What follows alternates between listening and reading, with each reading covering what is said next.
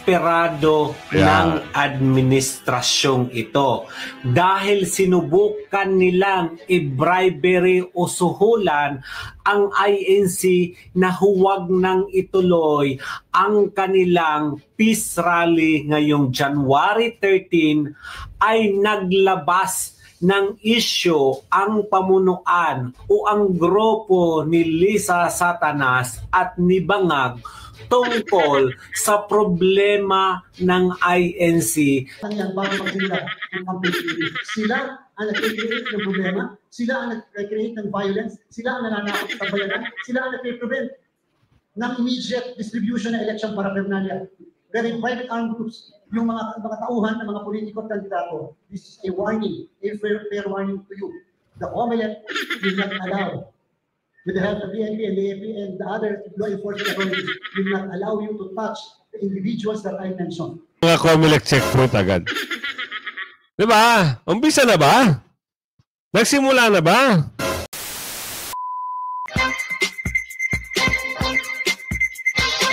Yes. Magandang hapon muli sa ating mga kasama. Nandito naman si Kuya Lutz nagbabalik. At syempre, kung hindi ka pa nakasubscribe sa ating channel, pasubscribe na lang po at hit mo na rin yung bell para updated ka sa ating mga video. Konting oras na lang ho at magaganap na ang isang malawakang peaceful rally. At ngayon, meron akong napapanood na mga, alam niyo yung mga bulager, yung mga peking bulager, andyan na ho. At sila ho ay nagpapanggap po sila ng mga kapatid. Oo. Meron ho ako napanood. Kaya nagtataka ako bakit itong mga ito nandito. Oo. Nagulat nga ako eh. Kasi may nagsalita doon. Ang alam ko, hindi yun Iglesia ni Cristo. Hindi siya kapatid. Doon sa bulager na yun. Pero wala tayong magagawa doon. Ang kinakatakot ko, baka yung bulager na yun, alam nyo na, mag-vlog ng hindi kaaya-aya. Hindi na natin papangalanan, pero bibigyan ko kayo ng isang awareness, ha? Huwag ho kayong manunood sa mga bulager na alam nyo na kung sino-sino suportahan. Diba? Mamaya, bigyan kayo ng vlog na hindi kaaya-aya sa inyo, magulat kayo, sabihin nyo, ay, bakit napanood namin yan? Peking balager pala yan. Naku, eto na. Nagkalintik-lintik na. Samantala, rito, matapos na di may nabayaran ng pera, siniraan na. Ito ipapasok natin, ha, ayaw niya kay Chikadora. At mamaya, bakit na-disqualify si Ate Nene? Sasagutin niya ng magaling. Magaling saan? Ewan ko, baka nagmamagaling-magalingan lang. Chikadora, ikwento mo. Pero bago natin simulan, isang like and share. All good sa po tayo dyan, kaya like nyo yung video, ha. At naman, parang hindi na tayo pinapansin, ha. Hindi yata tayo nire-recommend ni YouTube, ha. Hindi lang sa inyo nagno-notif yung video natin. Nakakagulat naman, pero kung hindi ho, mag-notif sa inyo yung video natin, kalkalin nyo ho, meron ho tayong upload everyday. Diba? Sige, tuloy na natin to. Pasok mo, Chikadora. Matapos hindi mabayaran, Iglesia ni Cristo, siniraan at nilabas pa ang tila propaganda laban sa samahan. Umani ng samot-saring reaksyon ang tila paninira raw na ginawa sa samahan at kapatiran ng Iglesia ni Cristo nang tila hindi raw nila mabayaran ang kapatiran ng Iglesia at dito'y pigilan ang napipintong National Rally for Peace na isasagawa ng makapangyarihang religious group bilang panawagan na huwag ituloy ang kahit anumang impeachment case laban kay Vice President Sara Duterte. 2 araw bago ang inaabangang National Rally for Peace o ang Big Day ng maraming miyembro ng Iglesia ni Cristo, kumalat sa social media ang controversial video clip kung saan di umunay pinaniniwala ang intensyon na marami ang makapanood ng tila controversial raw na kinasasangkutan ng samahan. Sa nasabing video, Ipinakakalat na lubog raw sa utang o may malaking pananagutang pinansyal ang Iglesia ni Cristo sa sinumang taong pinagkakautangan raw nito. Dahil dito, lumabas ang samut-saring galit at tila hindi mapaliwanag na disappointments ng maraming miyembro ng INC sa nasabing nagpaggalat ng controversial video clip. Ipinaliwanag nila na walang utang o hindi nagkaroon ng pananagutang pinansyal ang samahan sa kahit na sinumang tao at kanilang pinaliwanag na lahat ng ito ay tila propaganda laban sa kanila dahil sa kanilang gagawing National Rally for Peace na tiyak ikababahala ng mga nasa pamahalaan. Ayon mismo sa full Facebook post ng isang netizen online, I can't believe na umabot na sa sukdulan ng kasamaan ng mga nasa gobyerno to the point that they are now inventing a story para siraan ang Iglesia ni Cristo. Dahil lang sa hindi nila ito kayang kontrolin, hindi kasi nababayaran ng INC kaya gagawa sila ng paraan para siraan ang Iglesia. I mean, hindi ako member ng INC pero nababastusan ako sa ginagawa ng mga taong may galit sa kanila. Can you imagine, mag-iimbento sila ng kwento na kesyo may malaking problema ang iglesia dahil ro sa pera or even worse, pinagkakalat nila na marami itong pagkakautang. I heard this news not only in some respected political commentator but mismo sa mga kasapi ng relihiyon nila. One of my sister-in-law in tears when they heard the news na pinagbibintangan silang maraming utang o ang relihiyon nila. Well, in fact, hindi daw ito totoo at walang utang ang iglesia sa kahit na sino. Yan ho ang walang katotohanan. Ang dami hong member ng INC, ang daming kapatid. Tsaka, makakapagpagawa ba yan ng mga kapilya, na napakaraming kapilya, kung may utang yan? Mag-isip nga itong mga naninira na to. Dahil sa kagustuhan lang nilang na hindi matuloy itong peaceful rally. Gagawa ng issue. Wag na ho kayo wag na ho kayo makialam. Natatakot ho ba kayo? O sino ito? Alam niyo na kung sino yung mga nanggigigil at takot na dyan. Kita niyo, preparation pa lang. Pinaggastusan na ng INC. Doon pa lang sa mga portalet na nilatag. Yung mga ginawang mga stage, hindi ho biro ang gastos doon. Akalain nyo ganun kaganda. At yung mga pag-aarkilan ng mga barko, mga bus, mga van, at pagpa-imprinta ng mga damit. Ewan ko sa inyo, saan nyo napupulot yung mga paratang nyo? Patungkol dito. Wala hong pagkakautang ang INC. Huwag kayong maggawa-gawa ng kwento. Natatakot lang kasi kayo kasi nagsanib puwersa na ho ang mga religious group at mga sambayan ng Pilipino. Pati mga professor ng UP ay nagsasalita na rin. Mga generals nagsasalita. Mga retired generals, active and hindi active, nagsasalita na rin. Kasi kayo, gumagawa kasi kayo ng hindi kaaya-aya sa paningin ng taong bayan.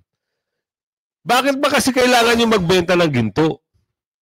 Bakit nyo kailangan mangutang na mangutang, wala naman kayong proyektong pinapagawa? Tama ba? Ngayon, di ba, ang sabi niya, agrikultura, papaintigin niya. Sipin nyo nga, bell paper, 100 ang isang piraso. Ang kamatis, 10 piso, 20 pesos. Ang kangkong, 15. Sipin nyo nga, dyan pa lang, Mio Marimar, ganyan na ho ba ka talaga? Ganyan na ho talaga kabagsak ang Pilipinas. Sabi ni Aling Mercy dito. Kaya nga Mercy, di ba? Tuloy natin para malaman natin kung ano yung... basahin pa ba natin yung title? Kayo na ho magbasa. Ano yung title dito? Sinisiraan nino? Nak ng tipak, no? Ibang klase, no? Tuloy. Sa totoo lang daw, kayang magpatayo ng iglesia ng mga kapilya ng hindi nanghihiram ng pera dahil well-organized ang kanilang financial reports at napupunta sa pangangailangan nila and mostly sa mga charity works. Kaya may halong galit at inis ang nararamdaman nila when they saw that video circulating on social media. Ito ang sinasabi ng mga tao ngayon na talagang sisiraan ng mga nasa gobyernong iglesia dahil hindi sumasang-ayon sa kanila. Napabalita pa noon na mismong si Liza Marcos daw ang nagyabang na kayang-kaya niyang tapalan ng pera ang INC just to stop their nationwide rally. Ang ending, hindi nasilaw sa pera ang kapatiran. So they turned down the offer and proceed to their calling for national peace. This is a huge protest against those greedy politicians and to ambitious government people na naghahangad na mapababa si VP Sara sa pwesto at magawa na nila ang lahat ng gusto nilang gawin sa Pilipinas at maghari-harian na sila. But the thing here is, hindi na sila magtatagumpay. Bistado na sila, sabi ni Aling Margaret dito. Dahil marami na ang nagkansila ng mga klase at nagsuspindi ng mga pasok. Isa na dito ang Maynila at ang Pasay. Nakisali na rin po ang Quezon City. Dahil suportado nila itong gagawing peaceful rally. Bakit itong mga ngaw-ngaw, nakala mo sila ang magaling? Ang bibilis nga nila. Nandiyan na kagad sila. Yung mga bulager. Ito yung mga nagpapakalat na hindi kaaya-aya. Sana hindi kayo malito. Kilala nyo naman yung mga bulager eh. 'Di ba? Yung mga vlogger ni Yan. Pero etong mga ito, maganda panoorin eh. Maganda magpaliwanag si Chikadora eh. Isipin nyo hindi umubra yung pagtangkang pagbabayad para hindi matuloy yung peaceful rally. Mga taga-Quezon nga, nag-aaranda na, papunta na dyan eh. Marami na nandyan, marami na. Mamaya, abangan nyo, may papakita akong slide sa inyo. Sa totoo lang tayo. Pumunta kayo ngayon dyan. Nabalitaan ko ayon sa aking pinsan. Sabi niya, Kuya Goods, tumawag sa akin. Kuya Goods, marami ng tao dito. Diyan ka lang. Diyan ka lang. Kasi nakiisa na sila eh. Sabihin, susuporta sila dito sa peaceful rally. Naka-uniforme yan. May pinsan kasi ako na kapanalig. Kapatid. Kaya, itong mga manglilin lang, nandyan na rin. Yung mga maraming mapaglilin lang, nandyan na rin. Eto pa, tuloy pa natin to. Is nabigo sila. Dahil bukod sa iglesia, marami pa rin Pilipino ang kahit na hindi kasapi ng INC ang naniniwalang sukdula na ang kademonyuhan ng mga nasa posisyon. Isang malaking good luck na lang sa kanila dahil kung sa batas ng tao, tingin nila ay mananalo sila. Hindi sa batas ng Diyos. Dahil sa oras na dumating sa kanila ang kabayaran ng katarantaduhan ng kanilang ginawa, may kalalagyan sila. Unquote. At panoorin ang full video kung saan tila binanatan ng maraming taga-suporta ng INC ang controversial video na kumakalat sa social media na pinaniniwala ang tila ipinag-uutos raw ng First Lady na si Liza Araneta kung saan tila sinabi at diretsang siniraan ng INC at pinagkalat pa na lubog raw ito sa utang at maraming responsibilidad na kailangang bayaran. Ilang miyembro ng INC, maging ang mga kanilang taga-suporta na iba ang relihiyon, nanawagan na huwag sukdulan ng kasamaan ng mga nasa likod ng pagpapakalat ng maling balita nang dahil lamang sa kaisa ang iglesia na huwag patalsikin si VP Sara at nagsagwa pa ng rally sa darating January 13, 2025 na gagawin sa buong Pilipinas. Narito't panoorin ang full video. Awa ang pagiging desperado ng administrasyong ito dahil sinubukan nilang i-bribery o suhulan ang INC na huwag nang ituloy ang kanilang peace rally ngayong January 13 ay naglabas ng isyu ang pamunuan o ang grupo ni Liza Satanas at ni Bangag tungkol sa problema ng INC sa mga utang ng pamunuan nila. Kayo talaga ang may tuturing na tunay na trahidor. Kung ano yung ginawa nyo kay Pastor Kibuloy ay gagawin nyo sa INC. Ito ang katibayan. Utang ang balita na ang Iglesia ni Cristo ay may 6 na utang sa Asia, United Bank na umaabot sa 725 bilyong piso, gamit ang mga ari-arian ng simbahan bilang kolateral. Si Eduardo Manalo mismo ang pumirma sa kasunduan, pero ang tanong, bakit kailangan ng ganitong kalaking utang? Una, sa kabila ng regular na abuloy ng kanilang mga miyembro, bakit tila kinakapos ang ENC sa pondo? Ipinapasok ba ang perang ito sa mga proyekto? O may bulsa na nauuna bago ang simbahan? Pangalawa, pagkalugi o maling pamamahala. Malaking katanungan, kung maayos ba ang takbo ng pera sa ENC? Ang paggamit ng kayamanan ng Diyos bilang kolateral ay nagpapakita ng desperasyon. Kung tunay na banal ang layunin, bakit parang may anino ng katiwalian? Pera ng mga miyembro, utang ng simbahan, kanino ang tunay na pakinabang? Ang tingin sa naglabas ng issue na ito, ang mga Pilipino ay mangmang, ang samahan ng INC ay mangmang at bobo. Yan ang pagkakaalam nila. Tandaan natin na ang pagtatayo ng isang religious group ay para din pong negosyo yan. So ano kung nangungutang ang isang religious group? Ang simbahang Katoliko nga nangungutang, investor, nag-i-invest pa, sila yung mayayaman. Wala tayong pakialam kasi nga sinasabi ng mga trolls at loyalists na separation of church, di ba? Pero ito ngayon ang nangyayari dahil hindi nyo lang nasuhulan ang INC, maglalabas kayo ng ganitong issue. Dahil hindi nila kinaya, kasi hindi ho natatapalan ng pera itong religious group na ito eh. At saka hindi nila kaya gawin yung ginawa sa isang religious group. Hindi nila kaya ito. Dahil papalag at papalag ito. Kaya sorry na lang. At ito tuloy na. Happy ang mga sambayang Pilipino at happy rin ang ating mga kababayan abroad. Ngayon, sa usapin ipapasok natin yung usapin sa COMELEC, nagbabala raw. Dahil saan? Sa mananabutahe ng eleksyon. Pero ang tanong natin dito, sino ba ang nananabutahe? Bakit ganon ang tanong nyo? Bakit ganon ang mensahe nyo rito? Sino ba ang nanabutahe doon sa mga nag-file ng candidacy at bigla-bigla na lang na-disqualify? Yan ang tanong ng ating kababayan. Pwede ba ang pakisagot? Pero sana lang malinaw sa malinaw. Huwag yung puro dada. Huwag yung fake. Kagaya sa nangyayari. Parang pakiwari ko talagang hindi maganda yung isasagot nito eh.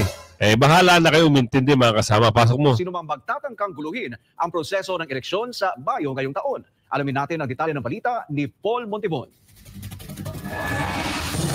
Walang katakot-takot na binalaan ni COMELEC Chairman Attorney George Garcia ang sino man o maging ang grupo man na mananabotahe kasama na ang pananakot sa mga botante ngayong panahon ng halalan. Suportado naman ito ng AFP at PNP ang tinuran ng COMELEC. Kita nyo? Kita nyo? Hay!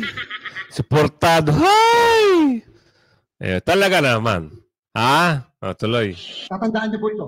Sa lahat ng mananakot at gagawa ng krimen at karahasan sa lahat ng botante natin, sa lahat ng mga election officials namin, lalo sa field, at sa lahat ng electoral board members, we will make your lives difficult. Ito ang matapang na... Grabe naman paratang mo, kuya. Parang sinabi mo na sobra naman ata yan, Ibang klase yan, sabi ni Aling Jessica rito. Ibang klase yung binitawan niya salita dito. Tuloy natin. Babala ng COMELEC laban sa mga mananabutahe ngayong panahon ng halalan. Kasunod ito ng mga bantang dala ng mga sindikato, kriminal at private armed groups ng mga politiko o sino man na nais guluhin ang pagsisimula ng election period hanggang sa araw ng butuhan. Ani Garcia, hindi siya mag-aatubiling gumawa ng hakbang mapigilan lamang ang mga mananamantala o mananakot sa mga botante, mga miyembro ng electoral board, mga guro na layong pigilan ang eleksyon. Dapat hanggat maaari, mawala ang lahat ng yan bago magsimula ang campaign. Sila ang nag-create ng problema, sila ang nag-create ng violence, sila ang nananakot sa bayanan, sila ang nag-prevent ng immediate distribution ng election paraphernalia. Very private armed groups, yung mga tauhan ng mga politiko at kandidato. This is a warning, a fair warning to you. The COMELEC will not allow with the help of PNP and the AFP and the other law enforcement authorities, will not allow you to touch the individuals that I mentioned. Wag naman. Payo ng COMELEC sa publiko, bumoto lang ng maayos na hindi kailangan magdulot ng takot o banta sa kapwa o sino man. Sa panig ng PNP at AFP, suportado nila ang COMELEC sa hangad na maging mapayapa ang botohan ngayong taon. Kasama na ang pagdaragdag ng mga tauhan nito, partikular na sa mga lugar na idedeklarang election hotspots. Paiigtingin rin nila ang pagsasagawa ng regular checkpoints sa ilalim ng Plainview Doctrine. Pero nilinaw ng COMELEC na pahihintulutan lamang ang pulis na maghalughog sa loob ng sasakyan kung may kaukulang warrant o dokumento laban sa isang tao. Plain view lang po tayo. Unless, sabi ng Korte Suprema, in at least 3 cases, sabi ng Korte Suprema, unless there is a reasonable basis, a factual basis bago ma-conduct yung inspection na talagang may reason, justifiable, para hindi lang plain view ang gawin. So yung mga parang natatakot or what, natural lang po yan. Kasi hindi tayo minsan sanay na pero medyo may kaharap ng pulis. Pero ginagaranta po namin sa inyo, walang anumang mangyayari kung wala ka namang ginagawa na masama. Ramdam kasi ng AFP. Tigilan natin yan. Hindi totoo yan. Tigilan natin. Bola lang yan. Tigilan natin yan. Lipat na natin na. Nako po. Wala tayong maaasahan talaga. Ibang klase. Oo, mas maganda, ang tanongin natin, bakit tinanggal yung pangalan ni Ate Nene? Bakit tinanggal? Ano ang kasagutan dito? Sana masagutin na maayos para mas maganda. Sige, ay kwento mo. Hindi kasama sa iniimprentang balota ang pangalan ng lahat ng mga kumakandidatong may kaso at nagkaroon na ng pinal na desisyon ang Commission on Elections o COMELEC and Bank na sila ay nuisance o disqualified at hindi nakakuha ng Temporary Restraining Order o TRO mula sa Korte Suprema. Kabilang dito sina dismissed Mandawi City, Cebu Mayor Jonas Cortez at dating Caloocan City 2nd District Representative Edgar Ega Irice. Basta yung kandidato, ang desisyon sa kanya, final and executory, wala ang pangalan sa balota. Kung sakali mang may aksyon ang Korte Suprema later, then the COMELEC will find a way to comply with the decision or order of the Supreme Court. Ayon kay Chairman, bakit si Mount Apo nandiyan pa at tuloy ang candidacy? Ano yung sagot nyo doon? May kaso ho yun at convicted pa di umano. Pakisagot nga ho, kuya. George Erwin Garcia, wala silang natanggap na restraining order mula sa mataas na hukuman. Marami din sa mga idineklarang nuisance ng poll body ay hindi na naghain ng motion for reconsideration. Nag-i-inform tayo sa Supreme Court that we will start with the printing of the ballots today. Ito po ay ginawa natin nung nakaraang Webes pa. At ang purpose nun is not to influence the Supreme Court, but merely to inform the Supreme Court of the activity which is the printing of the ballot. Pagdating sa national positions tulad ng tumatakbo sa pagkasenador ay 66 ang kasama sa balota. Samantala, nagsimula na kahapon January 6 ang pag-iimprenta ng mga balota para sa eleksyon sa National Printing Office o NPO. 71,076,588 ang mga balota na kailangang maimprinta para sa eleksyon kasama na ang 2.3 million para sa BARM parliamentary elections na target matapos hanggang April 14. Ang kauna-unahan siyempre yung overseas voting, local absentee voting at saka yung mga test ballots. Ang sunod niyan ngayong araw na to ay ang buong Bangsamoro. 2.3 million ballots yan. Kasama na rin siyempre yung national and local elections ng Bangsamoro. Nasa 950,000 kada araw ang target na iimprinta ng mga balota gamit ang dalawang mga bagong printing. Wala, puro imprinta. Wala na yung pangalan ni Ate Nene. Kawawa naman si Ate Nene. Diba? Dapat ang ginawa nila doon, ito yun kandidato makakalaban ni ito. Mayroong balita dito. Nako po. Sana lang Sana lang. May apilan ni Ate Nene yun. Dahil Diyos ko po, sayang. Kawawa na naman ang tagalitin nito. Inanunsyo ni COMELEC Chairman George Garcia na ang kumandidatong makakalaban ni House Speaker Martin Romualdez sa pagkakongresista ng unang distrito ng Tacloban ay hindi rehistradong botante. Ayon kay Garcia, ang pangalang Romilda Bacale ay hindi na isinama sa inimprentang balota dahil sa distrito. Ginawa ni Garcia ang paglilinaw kasunod ng ilang tanong sa social media kung bakit wala ang pangalan ni Bacale sa balota. Ibig sabihin, walang makakalaban si Romualdez sa halalan. Dagdag pa ni Garcia, ibinasura ng Election Registration Board at Korte ang pagpaparehistro ni Bacale at itinuturing na itong final and executory. Bakit? Bakit tinanggap niyo yung candidacy ni nung nag-file si Ate Nene, tinanggap niyo. Tapos, nung malapit na at alam niyo malakas, ngayon di-disqualify niyo. Yun lang. Ang hirap talaga sa Pilipinas. Di ba? Kaya nga yung mga kababayan natin na katulad natin na nasa ibang bansa, mas maganda pa nga daw sa ibang bansa kaysa dyan. Kasi ang mga tao daw dyan na kumakampi sa mga kakampi, aba, ibang klase. Kaya meron din dito may mga yung magaganap na peaceful rally, isasama sila. Happy ka ba? Happy na ba kayo na kayo ay magiging parte ng isang peaceful rally na gaganapin bukas dyan sa Pilipinas? Ano bang maganda sa maganda? Sabi na kakarami, kami mo taga Zamboanga, babiyahin lang po kami. Mag-aeroplano siguro ito. At mayroong mga taga Quezon, mamaya, pagdating dito sa video na ito, mayroong mga taga Quezon, papuntan ho, nakabanho sila. At mayroong mga, yung iba nandyan na ho sa mga hotel-hotel. At siyempre, yung mga kaibigan natin na malalapit lang, Quezon City, nagbigay daan na rin ang Quezon City. Nagkansela ho na po sila ng mga pasok at Pasay at Manila, siyempre, of course. At yung mga, hindi ko lang alam dito sa Mandaluyong o parte ng kasi nagtatanong yung isang kababayan natin, bakit dito hindi kinansela? Sasama naman po kami. Dito sa lugar namin. Aba, hindi ho natin alam yan. Baka yung mayor nyo dyan at congressman nyo, bakulaw din at mahilig sa pera. Kaya hindi kayo kinansela. Ito, ipasok na natin to. Yung mga, tawag dito, yung mga pupunta ho, ito, mababalita dito. Ipasok mo ate. Ang mga lalahok sa National Rally for Peace na pangungunahan ng Iglesia ni Cristo bukas. Detalye sa live report ni Martin Banaag. Martin. Nakahanda na ang mga taga-lalawigan ng Quezon, partikular na ang mga taga-Lucena City. Katunayan, alas 10 ng umaga ngayong araw ay patungo na ang mga kaanib sa Iglesia ni Cristo kasama ng kailang mga kaibigan at kakilala. Handang sumuporta at makaisa sa National Rally for Peace na gaganapin sa Quirino Grandstand bukas. Sa ating panayam, sa ating mga na-interview, Noli Marvin Legaspi Armandi ay excited na sila at masaya na tumungo sa lugar upang makaisa dito at maipahayag sa mga namumuno sa ating bansa na dapat unahin ang mga kinakaharap na suliranin sa ating bansa at para ipahayag ang kapayapaan ng ating bansa. Sa ngayon ay nakakaranas tayo ng bigat ng trapiko sa kabaan ng Lipa, Batangas sa kasalukuyan. Dito sa Lipa, Batangas para sa National Rally for Peace, special coverage, Martin Banaag, matatag, matapang, matapat. Ayan.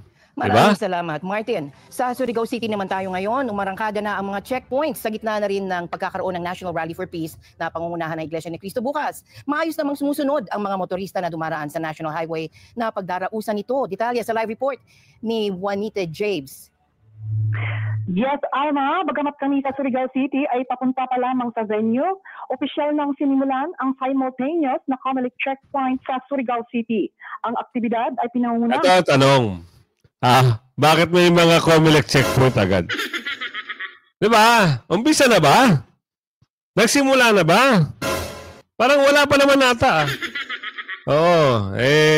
Ang nakakatakot dito, baka mamaya, sa sobrang dami ng atin sa rally, sa peaceful rally, baka itong mga ito, baka lang hold. Wag naman sana. Diba? Sige, tuloy natin to.